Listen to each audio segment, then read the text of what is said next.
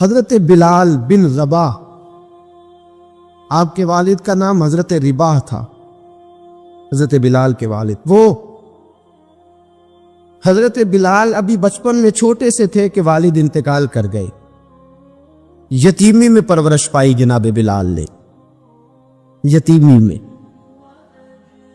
اور پھر 2 بہنیں، ایک والدہ، ایک بھائی۔ حضرت بلال حبشی کا یہ خاندان مکے میں بکتا بکاتا کسی طرح عبداللہ بن جدعان کے پاس پہنچ گیا۔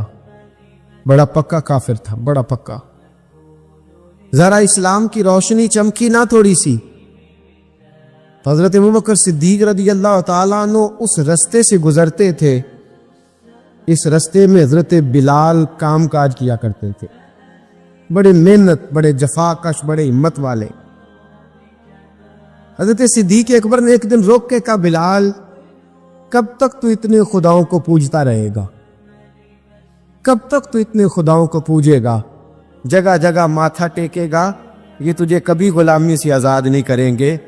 میں تجھے ایک دروازہ بتلاتا ہوں، اگر تو اس دروازے پہ آئے گا تو وہ تجھے مکے کی گلی سے اٹھا کے کعبے کی چھت پہ کھڑا کر دیں گے۔ گلی ہے میرے پاس، دامن مصطفیٰ سے جو بھی لپٹا وہ یگانہ ہو گیا، اس کے حضور ہو گئے، اس کا زمانہ ہو گیا۔ حضرت بلال حبشی رضی اللہ تعالیٰ عنہ کو بات بتلائی۔ سلیم الفطرت آدمی تھے، سنجیدہ آدمی تھے، اچھا مزاج رکھتے تھے، فہم و فراست رکھتے تھے۔ جناب بلال نے کلمہ پڑھ لیا۔ کلمہ پڑھ کے نا تو سب لوگوں نے کہا، بہت سارے لوگوں نے اپنا اسلام چھپا کے رکھا ہوا تھا۔ 2 واقعات ایسے ہوئے کہ حضرت بلال کا اسلام ظاہر ہو گیا۔ کسی کام سے بت خانے بھیجا عبداللہ ابن جدعان نے، بت خانے گئے تو لگے ہوئے تھے بت، کتار اندر کتار، بتوں کی کتاریں بنی ہوئی تھی۔ حضرت بلال نے مٹی اٹھائی اور بتوں کے منہ پہ مار کے کہنے لگے، جو اپنا چہرہ صاف نہیں کر سکتے وہ کسی کو نفع نقصان کیا پہنچائیں گے۔ جو لوگ دیکھ رہے تھے انہوں نے آ کے عبداللہ ابن جدعان کو بتایا، کہا تیرا غلام ہے اور تو بہت بڑا سردار بنتا ہے، تیری عزت خاک میں مل جائے گی کسی کو پتہ چل گیا کہ عبداللہ کا غلام مسلمان ہو گیا۔ عبداللہ بن جدعان نے راتوں رات امیہ بن خلف سے بات کی اور امیہ سے کہا، یار یہ غلام لے لو، مفتی لے لو۔ بتایا نہیں امیہ کو، بتایا نہیں کہ مسلمان ہو گیا ہے۔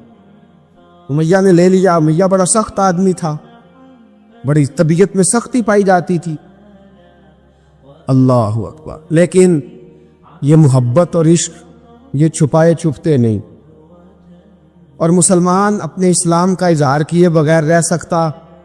ایک واقعہ اور رونما ہو گیا، حضرت بلال پھر ظاہر ہو گئے۔ ہوا کیا؟ حضرت عمار بن یاسر رضی اللہ تعالیٰ عنہ،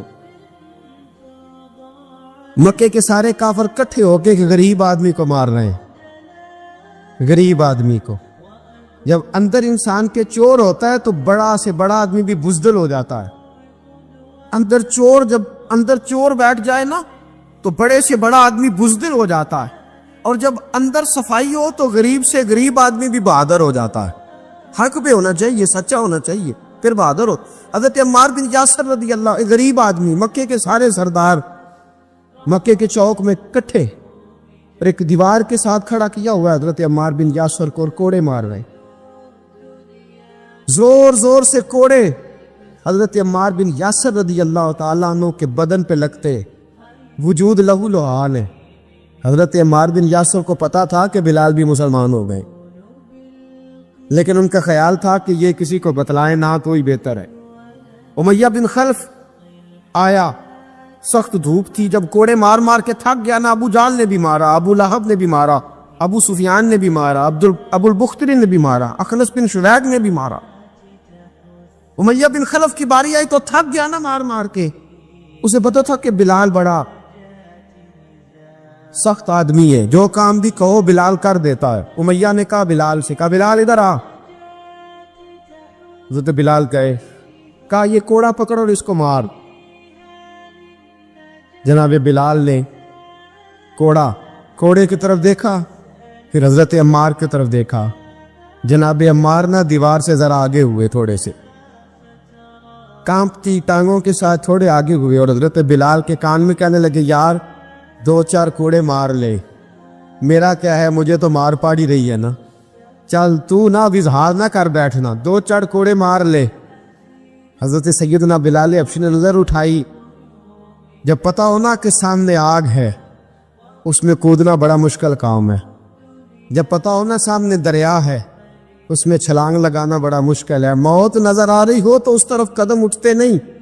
حضرت بلال کو پتا تھا یہ سارے کٹھے ہیں اور مجھے بھی ماریں گے، کوڑا دیا ہے اور اسلام اجازت دیتا ہے رخصت کی۔ آپ کی کن پٹی پہ کسی شخص نے پسٹل رکھ دیا اور اس نے کہا کہو کہ میں کافر ہوں تو اجازت ہے، کہہ دو، جان بچاؤ، اسلام اجازت دیتا ہے۔ لیکن سیدنا بلال، حضرت بلال رضی اللہ تعالیٰ عنہ، حضرت بلال حبشی رضی اللہ تعالیٰ عنہ نے حضرت عمار بن یاسر نے کہا یار تو 2-4 کوڑے مار لے لیکن اپنا آپ بچا۔ حضرت بلال کہنے لگے ٹھیک ہے، حضرت بلال کہتے ٹھیک ہے میں 2-4 کوڑے مار لیتا ہوں لیکن اپنا آپ بچا لیتا ہوں۔ اب جلدی سے امیہ بن خلف چلایا، کہنے لگا تجھے کہا کوڑا مار، پکڑ کوڑا۔ حضرت بلال نے کوڑا ہاتھ میں لیا، ایک دفعہ امیہ کی طرف دیکھا، پھر ابو جہل کی طرف دیکھا، پھر ابو لہب کی طرف دیکھا، سارے کافروں پہ نظر دوڑائی، اور پھر عمار بن یاسر کی طرف دیکھا، کہا عمار تو مار کھا سکتا ہے تو میں نہیں کھا سکتا، عمار تیرے وجود پہ زخم لگ سکتے ہیں تو میرے پہ نہیں لگ سکتے، عمار جس خدا کا تو کلمہ پڑھتا ہے اسی کا میں پڑھتا ہوں، اور جس زلفوں کا تو قیدی ہے میں بھی اسی محمد عربی کے زلفوں کا قیدی ہوں۔ اب دیکھ ذرا مل کے مار کھانے میں کیا مزہ ہے، ذرا دیکھتے ہیں ذرا کٹھے ہو کے ظلم سہنے میں کیا لطف آتا ہے۔ حضرت سیدنا بلال حبشی نے زور زور سے کوڑا گھمایا، اعلان بغاوت ہونے لگا ہے، بلال آنے لگے ہیں میدان عمل میں۔ جناب بلال نے زور زور سے کوڑا گھمایا اور گھما کے دور پھینکا، اور امیہ کی طرف دیکھ کے کہنے لگے یہ عمار اکیلا نہیں، اسے تنہا نہ سمجھنا، یہ اکیلا مار نہیں کھائے گا۔ اشہد ان لا الہ الا اللہ واشہد ان محمدن عبدہ ورسولہ، فرمایا تیاری کر کے نکلو، اب عمار اکیلا مار نہیں کھایا کرے گا، جب عمار مار کھائے گا تو اس کے ساتھ عیسیٰ داری کرنے بلال بھی آیا کرے گا۔ حضرت بلال میدان عمل میں، اب کافروں پہ سناٹا چھا گیا۔ بلال تیری جرت، تیری یہ ہمت، تو انکار کرے، تیرا یہ چارہ، تیرے منہ سے یہ لفظ نکلے، ان الذین قالوا ربنا اللہ ثم استقاموا تتنزل علیہم الملائکہ الا تخافوا ولا تحزنوا وابشروا بالجنۃ التی کنتم توعدون۔ رب فرماتا ہے تم کہو میں نے اللہ کو مان لیا، رب کو مان کر پھر ڈٹ جانا، تمہاری دنیا مدد کرے نہ کرے اللہ تمہاری مدد کے لیے فرشتوں کا نزول فرما دے گا، لوگ مدد کرے نہ کرے اللہ کے فرشتے تمہاری مدد کریں گے۔ جناب سیدنا بلال نے اعلان کر دیا میں نہیں ماروں گا، ادھر آ ستمگر ہنر آزمائے، تو تیر آزما ہم جگر آزمائے، فرمایا کر لو تیاری آ جاؤ۔ اب وہ سارے نا، کیونکہ سب سے سخت مشہور تھا نا امیہ، اب سارے دیکھنے لگے امیہ کی طرف۔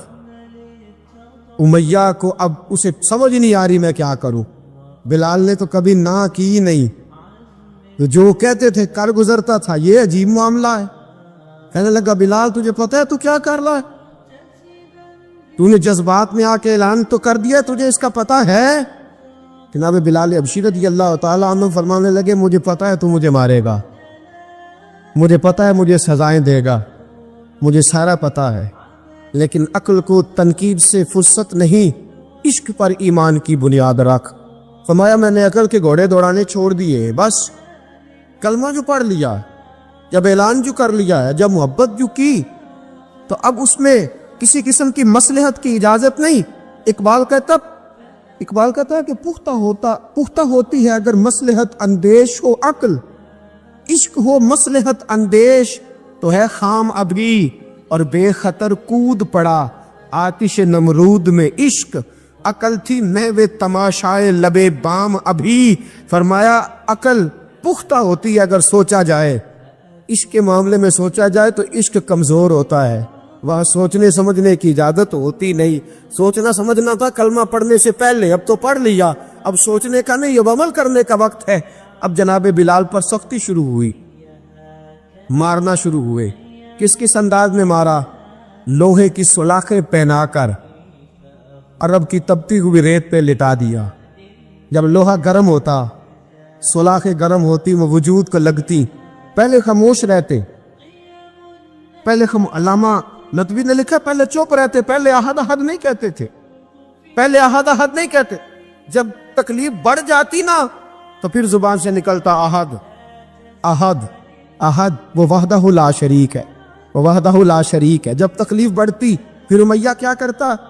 پھر امیہ حضرت بلال رضی اللہ تعالیٰ عنہ کے گلے میں رسی ڈالتا اور مکے کے اوباش لڑکوں کے ہاتھ میں دیتا. مکے کی گلیوں میں کبھی کسی پاگل کو آپ گزرتے دیکھو نا، لڑکے اسے چھیڑ رہے ہو، آپ کو پتا ہے وہ پاگل ہے، اس نے زیادتی بھی کی ہے. لڑکے چھیڑتے ہو تو بزرگ اور سیانے لوگ منع کرتے، کہتے ہیں بدتمیزوں نہ کرو، وہ تو بیچارہ دیوانہ ہے، وہ تو پاگل ہے. مکے کی گلیوں میں حضرت بلال جب گلے میں رسی ڈال کے، ذرا دوستو خیال تو کرو، بٹن کھلا ہو تو ہم بازار میں جانا پسند نہیں کرتے، کپڑے تھوڑے میلے ہو تو گلی میں نکلتے نہیں. بلال تو مہذب آدمی ہے، سنجیدہ آدمی ہے، یہ کیا ہو رہا؟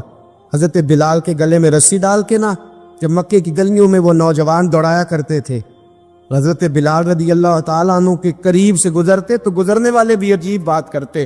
کوئی کہتا ذرا اور کلمہ پڑھ، کوئی کہتا بلا اب اپنے خدا کو تجھے بچائے، کوئی کہتا بلال تجھے کیا ضرورت پڑی تھی یہ سارا کچھ کرنے کی. ایک آدمی آیا کہنے لگا بلال اگر تیرا رب سچا ہے، تیرے رسول سچے ہیں، پھر تجھے بچاتے کیوں نہیں؟ پھر تجھے بچاتے کیوں نہیں؟ جب تو اتنا مخلص مومن ہے اور اتنا تیرے اندر خلوص پایا جاتا ہے تو وہ آتے کیوں نہیں تیرے دفاع کے لیے؟ وہ تیرے لیے ڈھال کیوں نہیں بنتے؟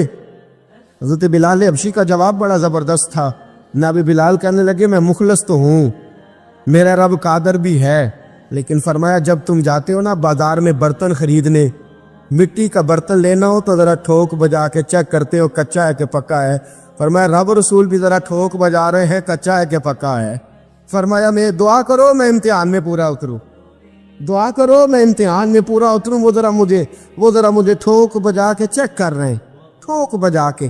حضرت بلال حبشی مارا ستایا تینوں لب دیاں آپ گواچے، سانو اپنی خبر نہ کوئی، ساتھوں پارے ککھ گلیاں دے، سانو آخ دے لوگ شدائی، ننگ نموس دا ساڑ کے چولا، گل پہنے تاج گدائی، آزم اپنا آپ گوایا تاں یار نے چاتی پائی. حضرت بلال حبشی اتنی مار، اتنی تکلیفیں. اچھا حضرت صدیق اکبر گزرے. اچھا ایک بات اور لکھی ہے سیرت نگاروں نے، وہ کہتے ہیں کہ ایک تو تھا نا جب تکلیف ہوتی تھی تو احد احد کہتے تھے، ایک جب کوئی کافر نظر آتا تھا نا، اس طرح بندہ چڑھاتا نہیں کسی کو، جب کوئی بے ایمان کافر نظر آتا حضرت بلال کو تو آپ فرماتے احد احد احد، اللہ ایک ہے، اللہ ایک ہے، اللہ ایک ہے، اللہ ایک ہے. جب کوئی نظر آتا ابو مارتا، پھر آہستہ آہستہ وظیفہ پاک گیا، پھر سارا دن احد احد چلتا رہتا، سارا دن احد احد چلتا رہتا. حضرت صدیق اکبر گزرے قریب سے، بڑی تکلیف ہوئی. جناب ابو بکر صدیق رضی اللہ تعالیٰ عنہ نے کہا بلال اونچی ذکر نہ کیا کر، آہستہ کر لیا کر، اونچی آواز میں مارتے جو ہے تجھے تو اس طرح کر، ذرا ذکر دو ہے نا، ایک ذکر جلی ہے ایک ذکر خفی ہے، تو دل میں ذکر کر لیا کر، اونچا نہ کیا کر، مار سے تو بچ جا. بلال نے کہا ٹھیک ہے، آپ نے جو نسخہ دیا اس پہ عمل کروں گا. 2 دن حضرت بلال حبشی نے دل میں ذکر کیا، مار ہی نہیں پڑی، مار ہی نہیں پڑی. جفا جو عشق میں ہوتی ہے، اقبال کہتا ہے جفا جو عشق میں ہوتی ہے وہ جفا ہی نہیں، ستم نہ ہو تو محبت میں کچھ مزہ ہی نہیں. حضرت بلال کو مارنا نہ پڑی، 2 دن مار نہ کھائی تو تیسرے دن امیہ داخل ہوا تو کہنے لگے احد احد احد. اس نے پھر پکڑ لیا درا، پھر اٹھایا کوڑا، پھر لگا مارنے. جناب حضرت بلال حبشی رضی اللہ تعالیٰ عنہ کو مار پڑ رہی ہے. جناب صدیق اکبر گزرے، کہا بلال تجھے منع کیا تھا، تو پھر شروع ہو گیا ہے. کہا حضور آہستہ ذکر کرنے میں مزہ ہی نہیں آتا، یہ مجھے مارتے نہیں، کسی کو کیا پتا چلے گا کہ بلال پہ سختیاں ہو رہی ہیں. حضرت بلال حبشی. اب سیدنا صدیق اکبر فرماتے ہیں کہ رسول پاک گزرتے، فرماتے ہیں پھر اس کو توڑتے، اس کے اندر سے وہ گھٹلیاں اٹھار کے حضور ایک سائیڈ پہ کرتے، وہ نرم کھجور رسول جب میری طرف بڑھاتے. حضرت بلال فرماتے ہیں بھوک تو بڑی تھی لیکن آج بھوک ساری بھول گئی تھی. آج مجھے یوں لگتا تھا جیسے میں زمین پہ نہیں عرش کی بلندیوں پہ بیٹھا ہوا ہوں. آج لگتا تھا کائنات کی ساری نعمتیں، ساری رحمتیں، سارا کرم، ساری عطا، سارا فضل، ساری عنایتیں میری جھولی میں گھر گئی ہیں. فرماتے ہیں رسول پاک صلی اللہ تعالی علیہ وآلہ وسلم نے مجھے بڑے محبت سے بٹھایا، حضور علیہ السلام نے محبت سے کھلایا، دودھ پلایا. فرماتے بڑا پیار کر کے نا. تو جناب سیدنا صدیق اکبر نے کہا حضور بلال کی ڈیوٹی کیا ہوگی؟ حضور بلال کی ڈیوٹی کیا ہوگی؟ حضرت بلال کہنے لگے حضور میں فارغ رہنے کا تو عادی نہیں، میں تو جفا کا آدمی ہوں، محنت کرنے والا، ڈیوٹی کیا ہوگی؟ رسول پاک نے فرمایا بلال یہ میرا گھر ہے، آج کے بعد میرا نہیں یہ تیرا گھر ہے. فرمایا میں مصروف ہوتا ہوں تبلیغ کے کاموں میں، گھر کیا لانا ہے وہ تیری ذمہ داری ہے، کہاں سے لانا ہے وہ بھی تیری ذمہ داری ہے، پیسے کہاں سے آئیں گے میں تجھے بتلاؤں گا، کہاں لگانے ہیں تجھے ایک دفعہ بتاؤں گا، پھر تو لایا کرے گا، تو ہی لگایا کرے گا. فرمایا میرا پرسنل سیکرٹری بن کے رہے گا، تو خاص مقام تجھے دیا جائے گا. حضرت سیدنا بلال حبشی رضی اللہ تعالی عنہ کو رسول اکرم صلی اللہ تعالی علیہ وسلم نے اس کام پر مقرر فرما دیا. اب دیکھیے حضرت بلال رضی اللہ تعالی عنہ جب در مصطفیٰ صلی اللہ تعالی علیہ وسلم پر پہنچ جاتے ہیں، اور پہنچنے کے بعد کیا مسئلہ ہے جی کیوں نہیں چل رہا؟ درود پاک پڑھیے الصلاۃ والسلام علیک جات کی گل اوکے اجے وہ ہوئی ہوا پر. میں یہ گزارش کر رہا تھا کہ حضرت بلال حبشی رضی اللہ تعالیٰ عنہ کو رسول پاک نے یہ ڈیوٹی عطا فرما دی. اب پتہ کیا ہوتا، حضرت پردے کی آیتیں تو بھی آئی نہیں تھی، حضرت بلال رضی اللہ تعالیٰ عنہ رسول پاک کے ساتھ نکلتے تبلیغ کے لیے، کسی کام کے لیے، سودا سب لاتے بازار سے. یہ مکے کے دنوں کی بات ہے، مکے کے دنوں کی سودا سلب بازار سے لاتے. اب 4 بیٹیاں تھی حضرت خدیجہ الکبریٰ کی، گھر کے کام کاج ہوتے تھے، جب ذرا فارغ ہوتے دروازے پہ دستک دیتے. حضرت خدیجہ فرماتی بلال تو آ گیا ہے، وہ دستک سے پہچانتی ہے کہ بلال کے دستک ہے. بلال آ گیا، کام جی میں سارے کام کاج باہر کے ختم کر آیا ہوں، گھر کا کوئی کام ہے تو ذرا مجھے بتاؤ. آپ فرماتی گھر کے کام ہے پر میں کر رہی ہوں. اب حضرت بلال گلنا شروع کرتے. یہ ہے محبت. آج اگر ہم کہیں خادم ہو بھی نہ تو بہانے ڈھونڈتے پھرتے ہیں فارغ ہونے کے. حضرت بلال فرماتے آپ نے چکی پیس لی ہے، گھر میں جھاڑو دے لیا ہے، بچوں کے لیے دودھ آ گیا ہے، بکریوں کا دودھ دھو لیا گیا ہے، ایک ایک کام پوچھتے ہیں. حضرت خدیجہ الکبریٰ فرماتی یہ بھی ہو گیا، یہ بھی ہو گیا، چکی رہ گئی ہے پیسنے والی. فرماتے ذرا دروازہ کھول دو میں پیس ڈالتا ہوں. حضرت بلال گھر کی چکی پیستے، گھر کے کام کاج کرتے. ایک دن نہ دار ارقم میں رسول پاک تھے تو باہر سے کچھ شورش ہوئی. حضرت بلال حبشی کہنے لگے حضور ایک نیزہ نہیں منگوا دیتے مجھے؟ ایک نیزہ. ساری دنیا حضرت بلال کو مؤذن رسول سمجھتی ہے اور ہیں بھی، لیکن حضرت بلال سب سے پہلے نیزہ بردار بھی ہے. سب سے پہلے نبی پاک کی حفاظت کے لیے نیزہ جس شخص نے اٹھایا ہے، تلوار اٹھانے والے اور ہیں، جان قربان، نیزہ سب سے پہلے حضرت بلال. کہا حضور ایک نیزہ نہیں منگوا دیتے؟ بلال کیا کرنا ہے؟ کہا یا رسول اللہ یہ کافر ہلکی پھلکی شرارت کرتے رہتے ہیں، ذرا میرے ہاتھ میں نیزہ ہوگا نا تو قریب کوئی نہیں آئے گا. یہ کرتے رہتے ہیں نا ہلکی پھلکی شرارت، باز نہیں آتے، نیزہ دے دیں گے نا تو قریب کوئی نہیں آئے گا. اب رسول پاک نے نیزہ دے دیا، منگوا دیا. اب حضرت بلال کے ہاتھ میں نیزہ ہوتا، رسول پاک کے آگے آگے چلتے، آگے آگے آگے آگے. نبی کریم صلی اللہ تعالی علیہ وآلہ وسلم دار ارقم میں جا کے تبلیغ کا کام شروع کرتے تو حضرت بلال دروازے پہ نیزہ لے کے کھڑے ہو جاتے. حضور نے فرمایا بلال تو ادھر کھڑا ہو گیا. یا رسول اللہ انشاءاللہ جب تک میں کھڑا ہوں اندر کوئی کافر آ نہیں سکتا، اندر کوئی نہیں آئے گا، میں محافظ بن کے کھڑا ہوں. حضرت بلال حبشی رضی اللہ تعالیٰ عنہ نے ہمیشہ، اور یہ نیزہ ہمیشہ پاس رکھا، بدر میں بھی، احد میں بھی، تبوک میں بھی، یرموک میں بھی، خندق میں بھی. جب نبی پاک نماز پڑھانے کے لیے کھڑے ہوتے، حضرت بلال نیزہ نبی پاک کے آگے گاڑ دیتے، یہ سترا بن گیا، کوئی آگے سے گزرے گا تو اسے تکلیف نہیں ہوگی، گناہ نہیں ہوگا، حضور کے آگے رکھ دیتے۔ حضرت بلال حبشی نے مکے کے 13 سال سابقون الاولون میں سے ہیں۔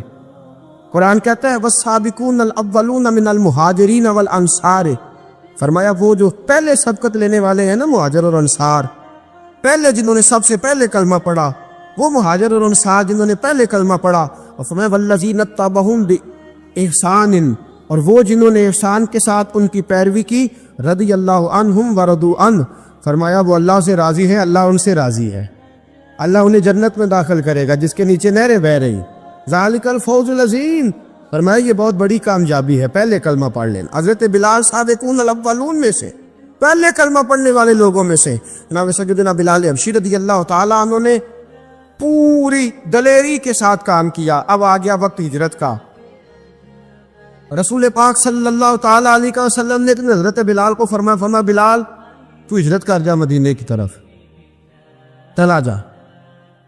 حضرت بلال نے عرض کی حضور میں غلام ہوں، خادم ہوں، ہر حکم ماننا میری ڈیوٹی ہے، لیکن ایک عرض کرنی ہے صرف۔ حضور نے فرمایا بلال کرو۔ کہا یا رسول اللہ آپ مدینے آئیں گے نا، آپ آئیں گے مدینے؟ رسول پاک صلی اللہ علیہ وسلم مسکرا پڑے، فرمایا ہاں میں بھی آؤں گا۔ کہا حضور بس ٹھیک ہے، بتائیں کب جانا ہے، بس اتنی سی بات ہے، آپ آئیں گے نا؟ حضور نے فرمایا آؤں گا۔ کہا ٹھیک ہے، بتائیں کب جانا ہے۔ سرور کون مکان سیاح لا مکان صلی اللہ تعالیٰ علیہ وسلم نے فرمایا بلال یہ 16 مرد عورتوں بچوں پر مشتمل 16 لوگوں پر مشتمل یہ قافلہ ہے، اس قافلے کے اوپر تجھے میں امیر مقرر کرتا ہوں، تو ان کو لے کے جائے گا مکے سے مدینے، 250 کلومیٹر کا سفر، 250 میل کا سفر۔ حضرت بلال حبشی رضی اللہ تعالیٰ عنہ قافلے کے امیر بن کے، سخت گرمی کا موسم، حضرت بلال کے ہاتھوں میں تلوار ہے، ایک ہاتھ میں نیزہ ہے، ایک ہاتھ میں تلوار ہے، تیر آپ نے پیچھے باندھ رکھے ہیں پشت پہ، اور آپ لے کے جا رہے ہیں، کبھی قافلے کے آگے، کبھی پیچھے، کبھی دائیں کبھی بائیں۔ وہ عورتیں اور بچے ذرا پریشان ہوتے تو حضرت بلال فرماتے پریشان ہونے کی ضرورت نہیں، ہمیں مصطفیٰ کریم نے بھیجا، ہمیں نبی اکرم صلی اللہ علیہ وسلم نے بھیجا، میرا یقین بڑا مضبوط ہے، اور میں نبی پاک صلی اللہ علیہ وسلم نے بھیجا، فکر نہ کرو چلو۔ اب یہ قافلہ جا رہا ہے، حضرت بلال حبشی نے بخیر و عافیت سپہ سالار بن کر اس قافلے کو پہنچایا مدینے میں۔ اب مدینے پہنچا کے سارے لوگ مدینے والے مدینے میں لگ گئے اپنے اپنے کام۔ حضرت بلال پہلے دن ہی آ کے مدینہ منورہ سے باہر سرحد پہ کھڑے ہو گئے۔ کہا بلال ادھر کیا کر رہے ہو؟ کہا وعدہ کیا تھا یار نے آؤں گا دن ڈلے، نبی پاک علیہ السلام نے وعدہ فرمایا تھا میں آؤں گا، اب میرا تو کام ہے نبی پاک کا انتظار کرنا، استقبال کرنا۔ حضرت بلال روز انتظار کرتا، رسول پاک تشریف لے آئے، حضور حکم کیا ہے؟ فرمایا مسجد بنانی ہے، مسجد قباء بن رہی ہے، تو سب مزدوروں سے زیادہ کام حضرت بلال نے کیا۔ مسجد نبوی کی تعمیر شروع ہوئی تو سب سے زیادہ کام حضرت بلال نے کیا، مسجد بن گئی۔ اب جناب اذان کا معاملہ شروع ہو گیا، مسلمانوں کو نماز کے لیے کیسے بلائیں؟ ایک صحابی کہنے لگے حضور ہم اوپر آگ جلایا کریں گے، جب آگ جلے گی تو لوگوں کو پتہ چلے گا نماز کا وقت ہو گیا۔ ایک نے کہا ہم بڑی دف منگواتے ہیں، دف بجائیں گے، نماز کا وقت ہو گیا۔ حضور نے فرمایا جاؤ صبح فیصلہ کریں گے۔ رات سے صحابہ سوئے، حضرت عبداللہ ابن زید رضی اللہ تعالیٰ عنہ اور حضرت عمر فاروق رضی اللہ خواب دیکھتے ہیں، خواب میں کوئی اذان پڑھ رہا، اللہ اکبر اللہ اکبر اللہ اکبر اللہ اکبر، اذان پڑھنی چاہیے نا؟ کیا خیال ہے آپ کا؟ اذان آنی چاہیے نا؟ میں ویسے معذرت کے ساتھ کبھی کبھی ایسا ہوتا ہے کہ جماعت کرانے لگے نا تو کسی سے کہنا تکبیر پڑھو تو ایک دوسرے کو کہنا شروع کر دیتے ہیں تو پڑھ۔ میں اپنے استادوں کے پاس جب ہم پڑھتے تھے، حضرت ویسی صاحب رحمۃ اللہ علیہ کے پاس، تو ہم پڑھ رہے تھے، سبق تھوڑا رہتا تھا، دیر ہو گئی کلاس کو تو ایک لڑکا آیا تو استاد کہنے لگے اذان پڑھ، کہنے لگا جی مجھے شرم آتی ہے، تو استاد فرمانے لگے یار میں تو بڑا بے شرم ہوں، 40 سال ہو گئے اذانیں پڑھ رہا ہوں، تمہیں شرم آتی؟ بڑا بے شرم ہوں، 40 سال سے اذان۔ کہنے لگا نہیں جی وہ والا معاملہ نہیں، فرمانے لگے یار گالی نکالتے وقت شرم آنی چاہیے، کسی کو برے لفظوں سے یاد کرتے وقت، کسی کا گلہ کرتے وقت، غیبت کرتے وقت، چغلی کرتے وقت، جھوٹ بولتے وقت، دغا اور فریب اور فراڈ کرتے وقت شرم آنی چاہیے، تجھے اذان دیتے وقت شرم آ رہی ہے؟ یہ ہمارا حال ہے۔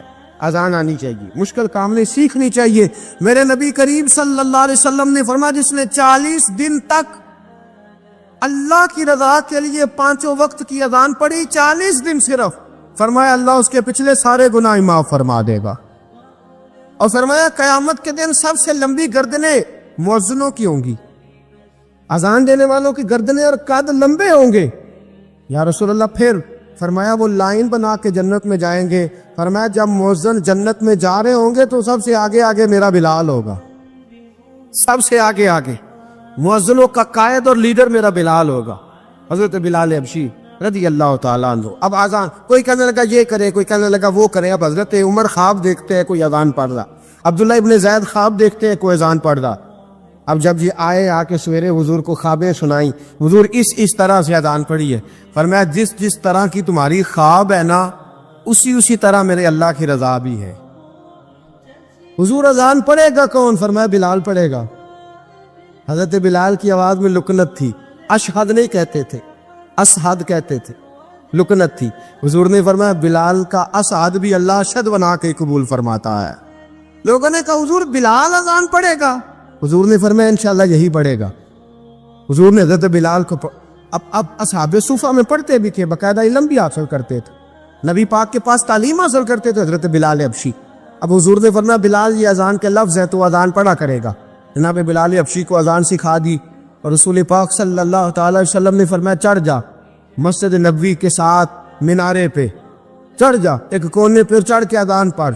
اب حضرت بلال حبشی رضی اللہ تعالیٰ عنہ نے سب سے پہلی اذان تاریخ میں پڑھی، سب سے پہلی اذان 2 مرتبہ حضرت بلال اذان نہیں پڑھ سکے جب تک رسول پاک موجود ہے، 2 مرتبہ۔ ایک مرتبہ تو مدینہ منورہ میں کسی وجہ سے حضرت بلال اذان نہ دے سکے، ایک مرتبہ تبوک سے واپسی پہ سو گئے۔ حضور نے فرمایا بلال تیری ڈیوٹی ہمیں جگانے کی، حضرت بلال خود بھی سو گئے۔ سویرے جب اچھی طرح سے سورج چمکا تو رسول پاک کی آنکھ کھلی، حضرت بلال کو حضور نے آواز دی، جناب بلال چونک کے اٹھے، فرمایا تجھے کہا تھا جگانا ہے؟ یا رسول اللہ ساری رات جاگتا رہا، جب جاگنے کا ٹائم آیا تو سو گیا۔ میں نے کہا میں ذرا کمر سیدھی کر لوں، حضور بس لیٹا ہی ہوں تو آنکھ لگ گئی، ایک لگائی ہے بس میں نے، پتھر کے ساتھ آنکھ لگ گئی۔ حضور نے فرمایا چلو پڑھو اذان۔ حضرت بلال نے اذان پڑھی اور سورج چمکتے میں رسول پاک نے نماز ادا فرمائی۔ عزیز دوستو، حضرت بلال حبشی نے ہمیشہ اذان پڑھی، ہمیشہ۔ نبی کریم صلی اللہ تعالی علیہ وسلم کے صحابہ ایک دن حضرت بلال سے کہنے لگے بلال تو ساری زندگی اذان پڑھتا رہا، مزہ کب آیا اذان پڑھنے کا؟ مزہ کب آیا؟ حضرت بلال کہنے لگے ایک اس دن جس دن مجھے حضور نے اذان سکھائی تھی، بڑا لطف آیا تھا حضور سے اذان سیکھنے کا، اور فرمایا ایک اس دن مجھے مزہ آیا جب میں نے کعبے کی چھت پہ کھڑے ہو کے اذان پڑھی ہے۔ حضرت بلال فرماتے ہیں سارے کافر زمین پہ کھڑے تھے، گردنیں جھکائے، اور میرے مصطفیٰ کریم جب کسوا نامی اونٹنی پہ بیٹھے تھے نا، اور میں اذان دے رہا تھا تو میں آج بڑا راضی تھا، میں کہہ رہا تھا یا اللہ کیا بات ہے، آج تو نے میرے حبیب کو کتنی عزتوں سے نوازا ہے۔ ایک ہے گھر کے کام کاج کرنا، اور میں پہلے بھی حدیث سنا چکا، حضرت بلال حبشی خود بخود لوگوں سے قرضہ لے لیتے تھے، حضور کو تکلیف ہی نہیں، بخاری مسلم بتاتی ہے خود بخود قرضے لے لیتے تھے، خود بخود نبی پاک کو تکلیف ہی نہیں دیتے تھے، کام کاج ہے، مہمان آ جا رہے ہیں ان کی خدمت کر دی ہے، بلال نے خود ہی قرضہ اٹھا لیا، قرضہ اٹھا کے خود بخود حضرت بلال سودا لے آئے، سودا لا کے جناب بلال نے پکا دیا۔ ایک دن ایسا بھی آیا، بخاری شریف کے لفظ ہیں کہ جن کے قرضے دینے تھے وہ کہنے لگے بلال سے میرے قرضہ دو ورنہ تجھے لے جائیں گے، بکریاں چرانی پڑیں گے۔ حضرت بلال حبشی رضی اللہ تعالیٰ عنہ نے حضور کی خدمت میں عرض کی، کہا اگر کوئی بندوبست ہو گیا تو ٹھیک ہے، ورنہ میں تو سویرے بھاگ جاؤں گا، میں شام چلا جاؤں گا، پیسے آ گئے تو مجھے پیغام بھیجنا آ جاؤں گا۔ سویرے فجر سے پہلے حضور نے پیغام بھیج دیا، فرمایا بلال تیری مدد کے لیے اللہ نے 3 اونٹنیاں سامان کی بھیج دی ہیں۔ حضرت بلال حبشی رضی اللہ تعالیٰ عنہ نے سارا گھر کا کام کاج خود سے سنبھال لیا تھا۔ ایک دن غائب ہو گئے حضرت بلال اذان دے کے، فجر کی اذان دے کے، ایک دن فجر کی اذان دے کے غائب نہیں ہونا چاہیے۔ کیا خیال ہے آپ کا؟ مؤذن کو اذان دے کے غائب، اسے مسجد میں پھر رہنا چاہیے۔ حضرت بلال حبشی رضی اللہ تعالیٰ عنہ اذان پڑھی، غائب ہو گئے، صحابہ ڈھونڈ رہے ہیں بلال کدھر ہے، اقامت پڑھے، حضور نے فرمایا ٹھہر جاؤ، بلال آئے گا تو اقامت پڑے گا، بلال آئے گا تو جلدی نہ کیا کرو مسجد میں، اگر 2-4 منٹ کبھی دیر ہو جائے نا نماز میں تو جلدی کوئی بات نہیں، اللہ کے گھر ہی آئے ہو نا، جلدی نہ مچایا۔ اللہ تبارک و تعالی اپنے بندوں پر بڑا مہربان ہے، وہ اپنے بندوں کو معاف کرنے والا ہے، اپنے بندوں پر رحمت کرنے والا ہے۔ ہم اللہ تعالیٰ کے عاجز بندے ہیں، خواہشات نفسانیہ کئی دفعہ معاذ اللہ غالب آتی ہیں، غلطیاں ہو جاتی ہیں، اور ان غلطیوں کی پاداش میں انسان اپنی جان پر زیادتی کرتا ہے۔ اللہ تعالیٰ معاف کرے تو اس کا سفر اللہ کے عذاب کی طرف ہوتا ہے۔ اب ہمیں یہ حکم ہے کہ ہم سب بار بار استغفار کریں اپنے رب کی بارگاہ میں، اس کے حضور توبہ کریں، اللہ سے معافی کے خواستگار ہو۔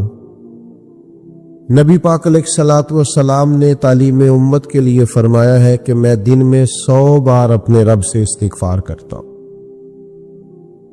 بار بار اس کی طرف رجوع کیا جائے، بار بار اپنے رب کے حضور معافی مانگی جائے، اور بار بار جائزہ لیا جائے اپنے اعمال کا، بار بار کوشش کی جائے کہ ہم اپنے آپ کو سنواریں، ہم اپنے آپ کو بدلیں، اپنے اندر تبدیلی لائیں، ہم ایسے اعمال کریں جس کی برکت سے اللہ تعالی ہمیں معاف فرمائے۔ کوشش کریں کہ ہم بار بار اپنا حساب کریں، محاسبہ کریں۔ ہمارے ہاں یہ ہوتا ہے کہ لوگ اپنی جسمانی صحت کا تو بڑا خیال رکھتے ہیں کہ میری طبیعت ٹھیک نہیں، ٹیسٹ کرا لوں، یہ چیز کھاؤں، یہ نہ کھاؤں، میں غور کروں کہ کس چیز سے میری طبیعت خراب ہوتی ہے، کس سے بہتر ہوتی ہے، اس کا بڑا لحاظ اور خیال کیا جاتا ہے۔ لیکن روحانی زندگی کس سے برباد ہوتی ہے؟ کون سے گناہ ہیں جو باطن کو اجاڑ دیتے، دل کو تباہ کر دیتے ہیں، اخلاق کا جنازہ نکال دیتے ہیں، اس پر ہم غور نہیں کرتے۔ اپنی ساری زندگی اپنا ظاہر سنوارنے میں گزار دیتے ہیں، اور دل جس پر رب کریم کی نظر کرم رہتی ہے اس پر ہم توجہ نہیں کرتے۔ سب سے پہلے تو اپنا محاسبہ کریں زندگی میں۔ حضرت عمر رضی اللہ تعالیٰ عنہ ایک جملے میں بات بہت بڑی ارشاد فرما گئے۔ آپ فرماتے ہیں کہ اپنا حساب کرو اس سے پہلے کہ تمہارا حساب کیا جائے،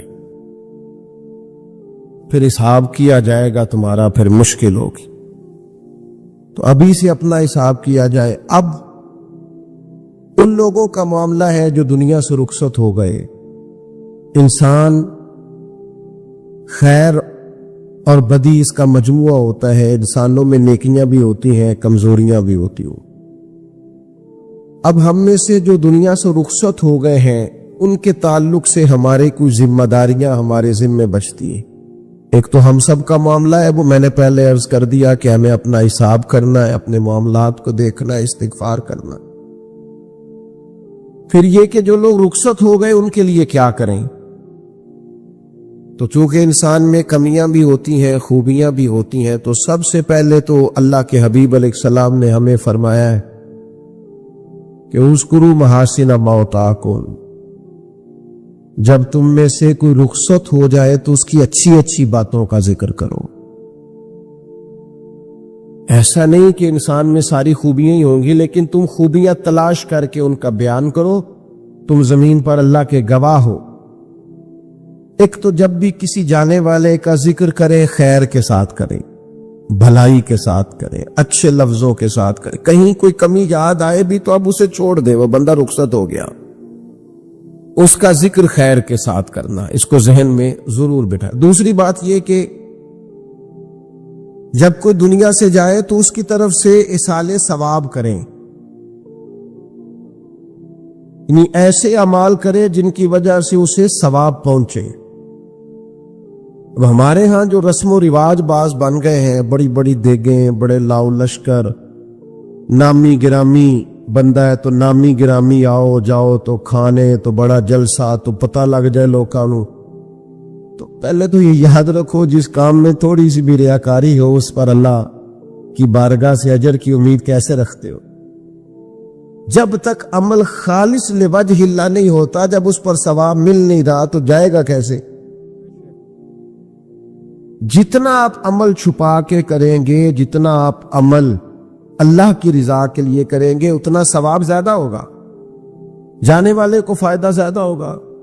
اور میں ختموں پہ جاتا ہوں کئی دفعہ تو وہ کہتے ہیں اتنے لاکھ روپیہ مسجد کو دیا، اس کا بھی اعلان کر دیں، اتنے قرآن پاک پڑھے ہیں تو اس کا بھی اعلان کر دیں۔ کس کو بتا رہے ہو اعلان کر کے؟ اللہ کو تو پتہ ہے تم نے کیا پڑھا ہے، یہ پرچیاں پڑھ پڑھ کے کس بات کی سنا رہے ہو؟ کیا مطلب ہے اس کا؟ حضرت عبداللہ ابن مسعود رضی اللہ تعالیٰ عنہ فرماتے ہیں بعض ریاکار مر کے بھی ریاکاری نہیں چھوڑتے۔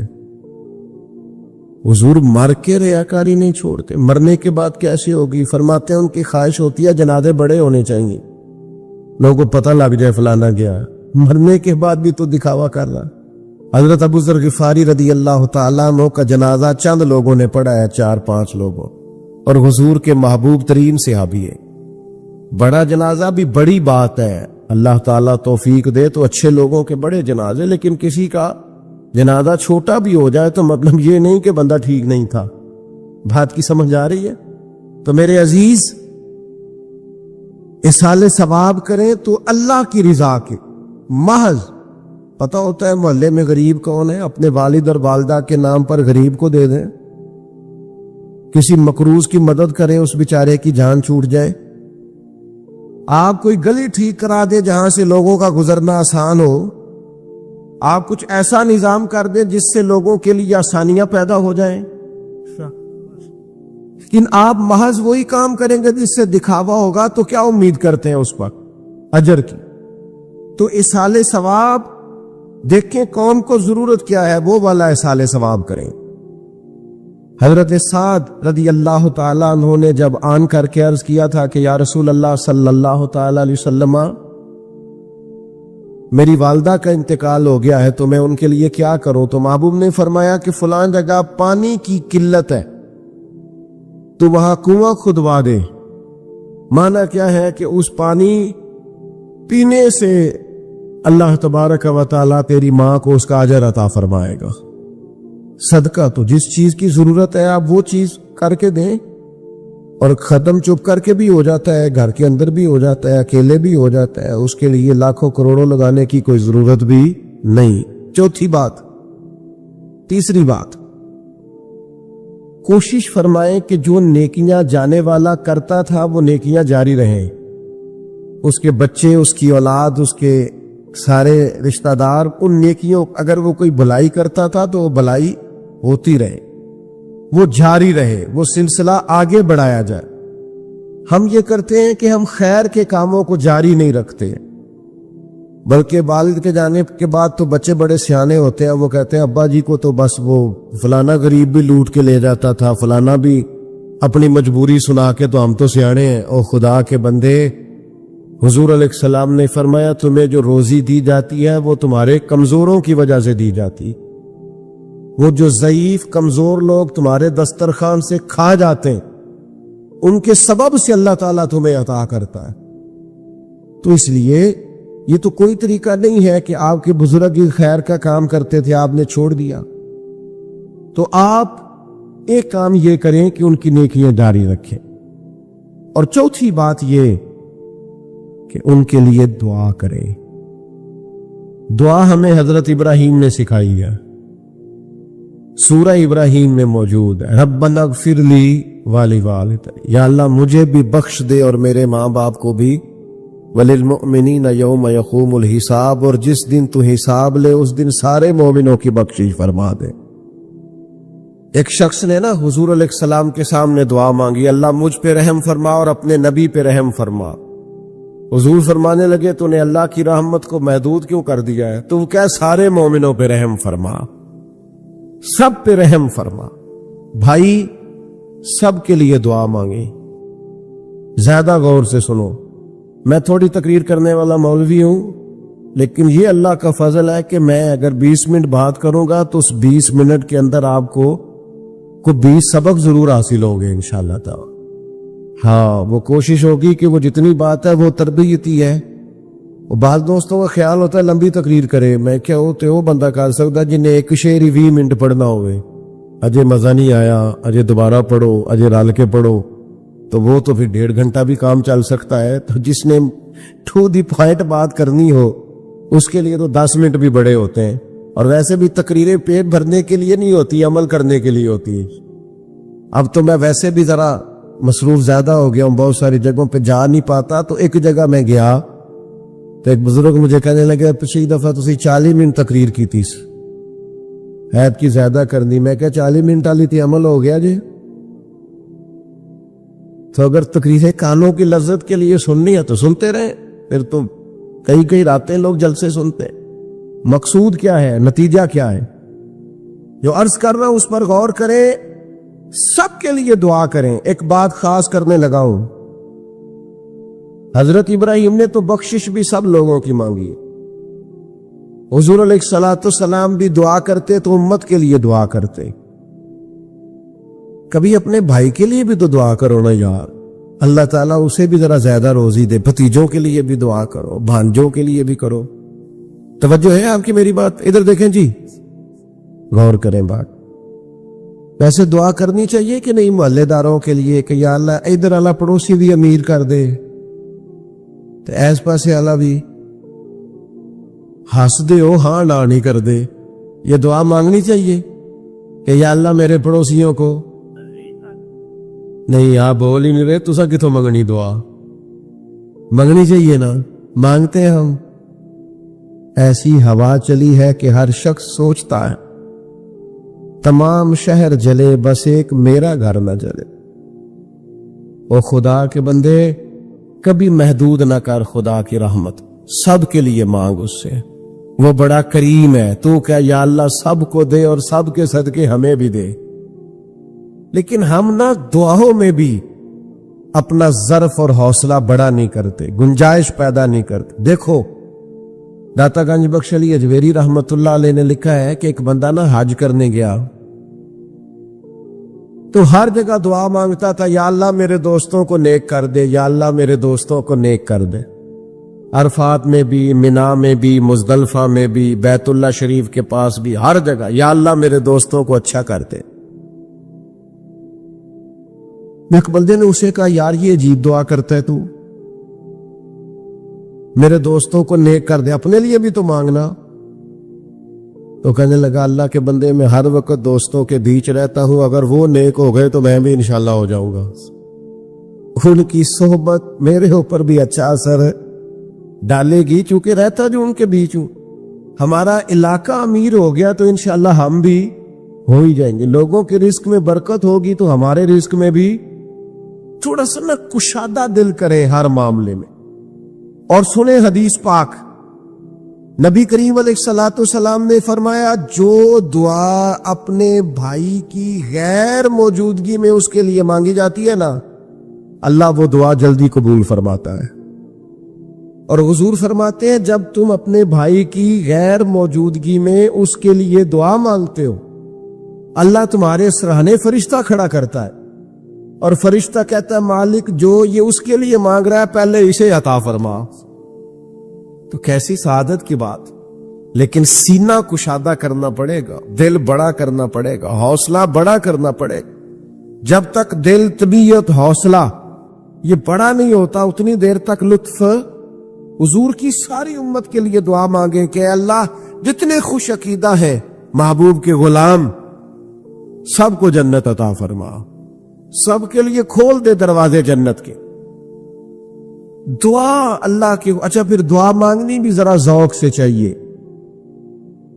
کسی بندے نال ذاتی کام ہوئے, ذاتی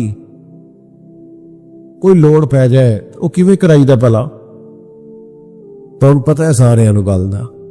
السلام علیکم جناب. کہندا وعلیکم السلام. کتھے ہو جی؟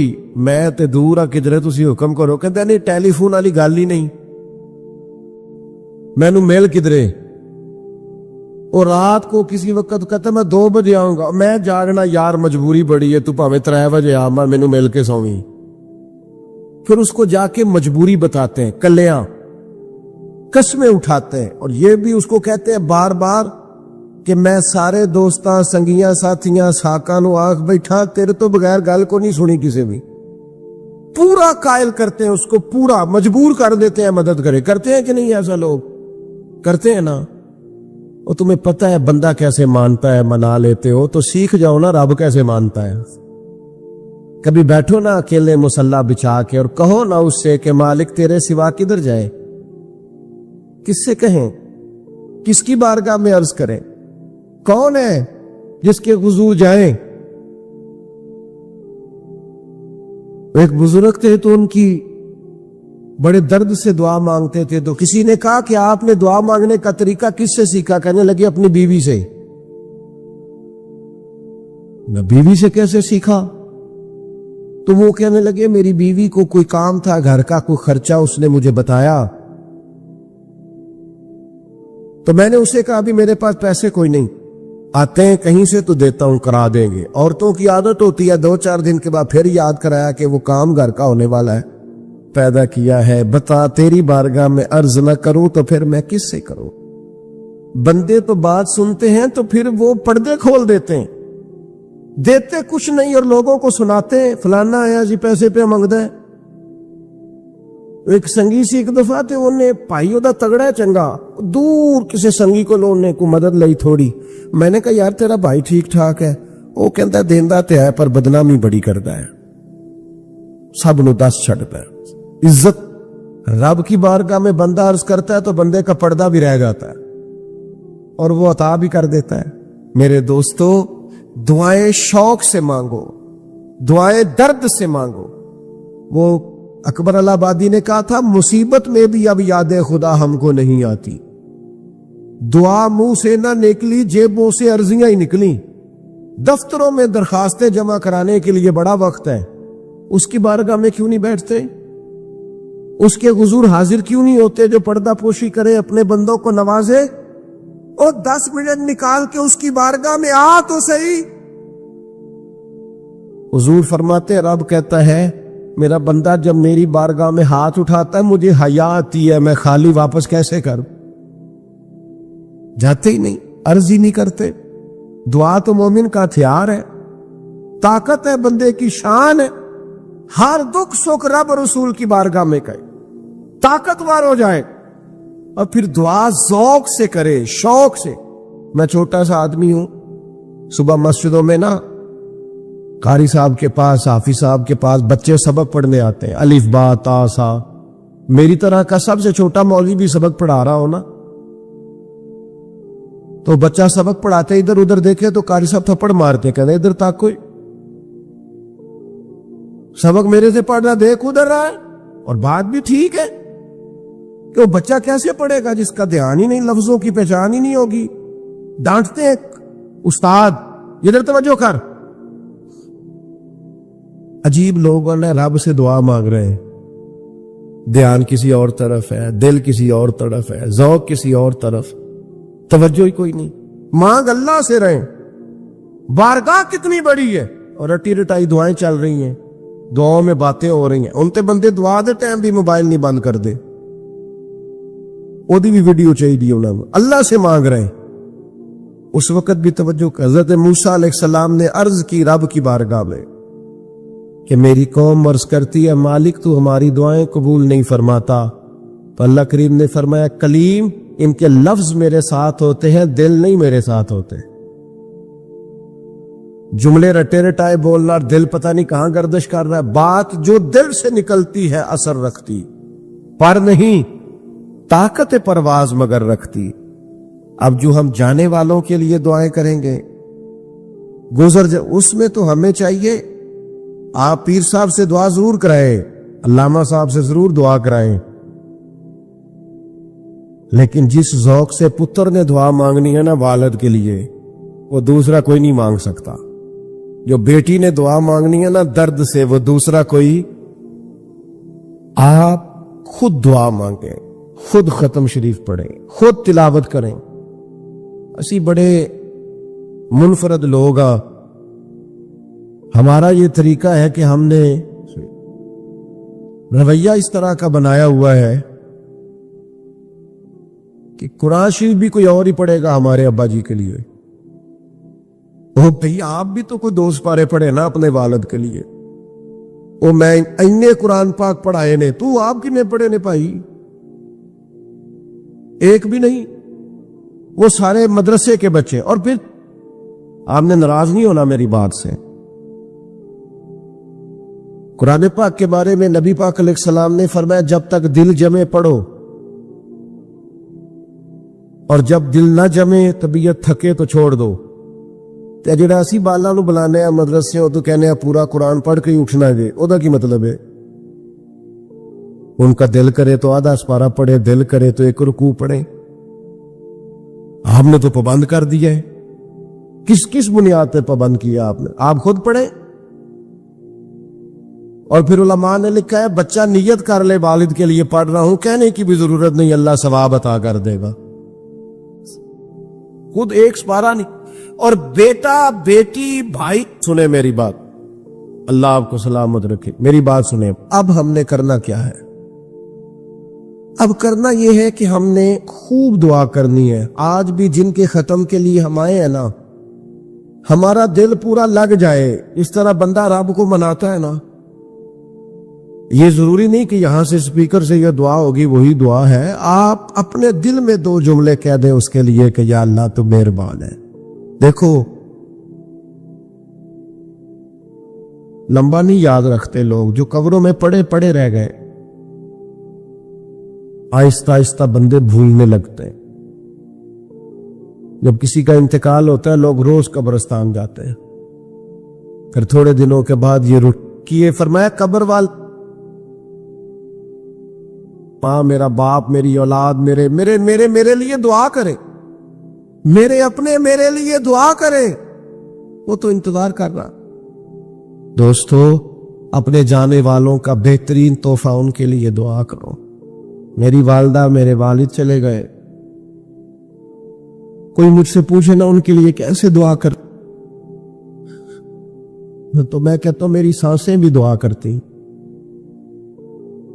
میری دھڑکنیں بھی دعا کرتی. ایک دن نہیں, ایک دن میں کئی دفعہ جب بھی خیال آتا ہے ان کے. قرآن مجید نے خود توجہ دلائے, وَقُلْ رَبِّ ارْحَمْهُمَا كَمَا رَبَّيَانِي صَغِيرًا. اللہ کہتا ہے کہو اے اللہ ان دونوں پہ رحم فرما, جب میں چھوٹا تھا تو میری انہوں نے پرورش کی تھی. رب نے دعا سکھائی. بھائیو صرف مسلمان کا آج موبائل بھی آباد ہے, فوٹو بھی آباد ہے, اور دسترخوان بھی آباد ہے, اور ہوٹل بھی آباد ہے. جس چیز کو آباد نہیں کرتے وہ مسلح ہے. مسلح کمزور ہے, مسلح طاقتور ہونا چاہیے. وہ بندہ طاقتور ہے جسے اللہ سے جڑنا آتا ہے, دعائیں مانگنی آتی, التجائیں کرنی آتی. خوب دعائیں مانگیں, خوب اس کی بارگاہ میں حاضری دیں. آخری بات آپ سب کے لیے میری یہ ہے کہ ہم سب نے دنیا کو چھوڑ کے جانا ہے. ہم دنیا میں اچھے عمل کرنے آئے ہیں. جڑا بچہ اتھوں پردیس گیا ہے نا, ابا جی نے پلاٹ ویچیا ہے تے اماں نے زیور ویچیا ہے, وہ باہر کام نہ کرے تو جڑے اتھوں کو بندہ جائے وہ کہندے یار تو کڈا بیوقوف ہے, تے ماں پیو نے جڑے کام کر لیا تو وہ کردا ہی نہیں, ویلا پھرنا ہے. اور پھر میں نے سیانے لوگ دیکھے ہیں سعودی عرب میں 40 سال گزارتے ہیں پر وہاں گھر نہیں بناتے. دبئی میں, یورپ میں 40 سال گزارے, گھر نہیں کوئی, بلکہ جو کمبل خریدا تھا نا جاتے وقت واپسی تک وہی کمبل ہے. کیوں کہ وہ سمجھتے ہیں گھر تو پاکستان میں. پردیس کے لیے محنت, یہاں گھر بنانے کا مقصد کوئی نہیں. او میرے دوستو, نبی پاک نے ہمیں فرمایا دنیا میں اس طرح رہنا جس طرح مسافر رہتے ہیں. گھر تو تمہارا جنت میں, اصل ٹھکانہ تو آخرت کا ہے. لیکن ہم ساری تباہی اتار رہے ہیں, یہاں فارغ پھر رہے ہیں. آپ نے ناراض نہیں ہونا, ڈھیر سارے بندے بے نمازی ہیں اور بلا وجہ بے نمازی ہیں, کوئی وجہ نہیں. جو بندہ کہتا ہے نماز کے لیے ٹائم نہیں ملتا, جھوٹ بولتا ہے, کیونکہ رب کہتا ہے لا یکلف اللہ نفسا الا وسعہا, جو بوجھ کوئی اٹھا نہ سکے میں ڈالتا ہی نہیں. تو ہم نماز پڑھ سکتے تھے تو اللہ نے فرض کی ہے. ٹھنڈے اے سی لگ گئے, اب فجر میں آنکھ ہی نہیں کھلتی. اور خدا کے بندو اس وقت سے ڈرو جب اے سی بھی ہو کمرہ بھی ہو پر نیند ہی نہ آئے. آج نیند ضرور کرو پر غافلوں والی نہ کرو. فجر کی نماز بر وقت. آج کل ہی تو موقع ہے فجر پڑھنے کا جب رات چھوٹی. اب بھی تو مزہ آتا ہے, بندہ تھوڑی قربانی دے کے اٹھتا ہے. یہی تو ٹائم ہے کہ آپ وقت پہ آئیں. اور یہ ذمہ داری ہے گھر کے بزرگوں کی کہ وہ جس طرح ناراض ہوتے ہیں نا میری روٹی کیوں نہیں ٹائم نہ پکی, انہیں ناراض ہونا چاہیے کہ تم نے نماز کیوں نہیں پڑھی. لیکن وہ ذات کے لیے ناراض ہوتے ہیں, دین کے لیے ناراض ہی نہیں ہوتے. اس پر ضرور توجہ کریں, بالخصوص اپنی نماز کا خاص. اور نوجوانوں سے کہوں گا جو بندہ جوانی میں نمازی نہیں نہ ہوتا, بڑھاپے میں اس کے لیے عادت ڈالنا مشکل ہوتا ہے. ابھی سے نمازی ہو جاؤ, بڑا مزہ آئے گا, زندگی مینج ہو جائے گی. ہم تو بھائی ٹائم کے اتنے پابند ہی نہیں رہے. ساڈا تے ٹائم ہی ہے وے, زور تو پہلا زور تو بعد, اثر تو پہلا تے اثر تو, ہر چیز نماز کے ساتھ سیٹ ہے. بڑا مزہ آئے گا اگر اس کے ساتھ آپ کی زندگی ساری ترتیب پا جائے. دعا کرتا ہوں اللہ ہماری حاضری قبول فرمائے. اللهم صل على سيدنا ومولانا محمد وعلى سيدنا علي وسيدتنا فاطمة وسيدتنا زينب وسيدنا حسن وسيدنا حسين. اللهم صل على سيدنا ومولانا محمد. اللهم صل على سيدنا ومولانا محمد وعلى سيدنا علي وسيدتنا فاطمة وسيدتنا زينب وسيدنا حسن وسيدنا حسين. اللهم صل على سيدنا ومولانا